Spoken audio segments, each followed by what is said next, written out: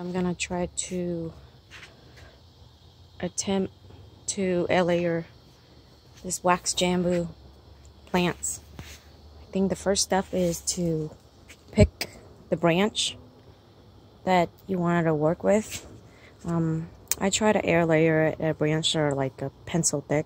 This one isn't that thick yet, but it has 2 branches, and I try to go up a couple of leaf nodes. 2 days before the airlayer, I take off the leaves there. And this is sort of what I need. First of all, you're gonna get some sphagnum moss from Home Depot, and then you can use rooting powder, rooting hormones. I find it very good to just wrap it with syringe wrap, and then at the end the paraffin and then aluminum foil. So let's start. So here I mix some of the sphagnum moss with water, not too much, but just basically keeping them moist and compacted. And I cut up 2 pieces of the syringe wrap. So that's the branch that I'm taking off from.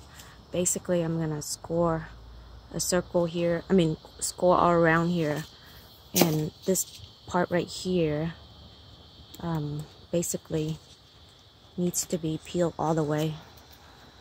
See, I'm peeling it all around.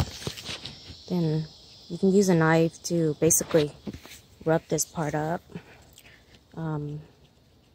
Simply is to detach the cambium layers.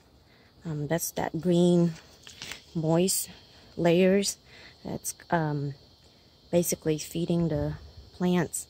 And what we're doing is just to make sure that there's no more cambium connecting from here to here, so that way the plant will root. A lot of time the airlayer will fail. In my experience, the only time it failed was because of this part not being scored well enough, that maybe even a hairline that still exists would provide moisture enough so that instead of growing root up here, the branch would grow a scar, so it scar all over it.